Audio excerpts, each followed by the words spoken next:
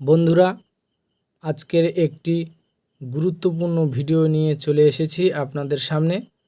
তো বন্ধুরা, আপনারা থাম্বনেল দেখেই বুঝে গিয়েছেন যে আজকের কী ধরনের ভিডিও আমি আপনাদের দেখাতে চলেছি। তো বন্ধুরা, সঙ্গে থাকুন।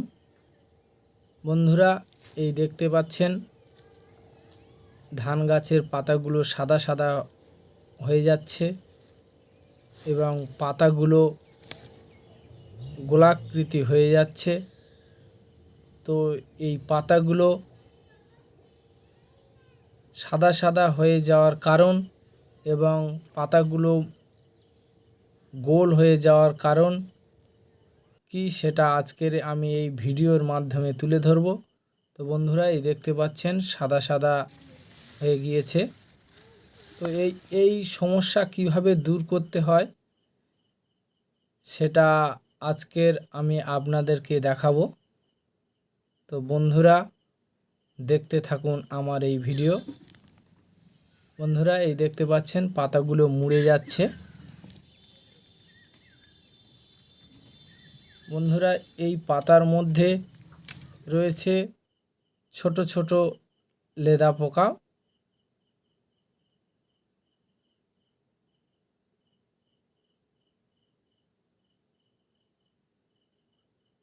বন্ধুরা, এই দেখতে পাচ্ছেন পোকা ভেতরে বেয়ে বেয়ে যাচ্ছে। এটা হচ্ছে লেদা পোকা।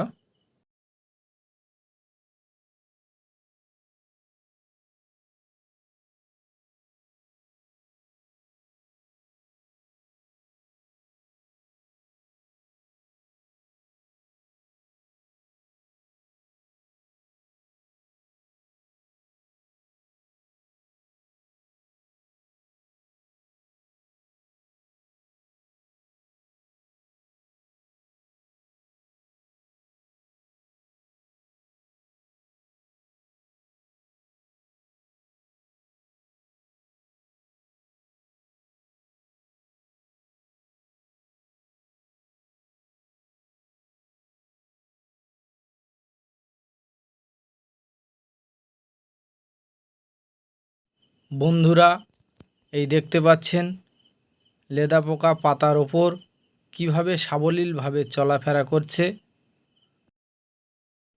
বন্ধুরা, এই ধান গাছের মাজরা পোকা, পাতা মোড়া এবং লেদা পোকা দূর করতে হলে পুষ্কল নামক ঔষধ আমরা ব্যবহার করতে পারি 10 লিটার জলে 10 ml করে।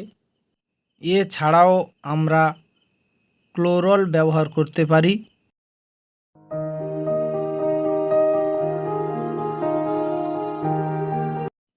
এছাড়াও আপনারা এই যে ক্লোরল নামক ঔষধ দেখতে পাচ্ছেন, এই ক্লোরল আপনারা ব্যবহার করতে পারেন।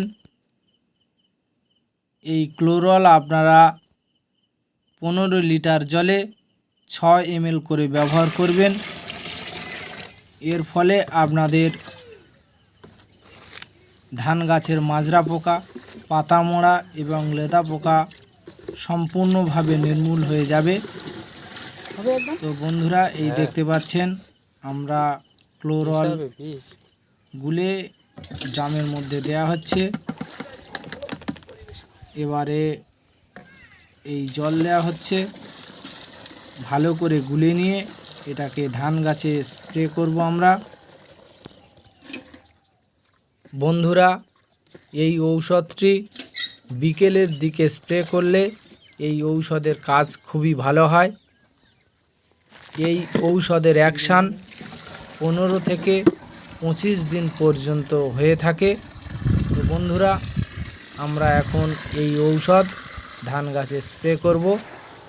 বন্ধুরা, এই দেখতে পাচ্ছেন ধান গাছে আমরা ঔষধ স্প্রে করছি। বন্ধুরা, আজকের ছিল আমার এই ভিডিও। এই ধরনের কৃষি সংক্রান্ত ভিডিও পেতে হলে আমার এই চ্যানেলটিকে আপনারা সাবস্ক্রাইব করে দেবেন। তার ফলে আমি ভিডিও ছাড়ার সঙ্গে সঙ্গে সর্বপ্রথম আপনারা আমার ভিডিও দেখতে পারবেন। তো বন্ধুরা, আজকের এই পর্যন্ত। সবাই ভালো থাকবেন, সুস্থ থাকবেন। ধন্যবাদ।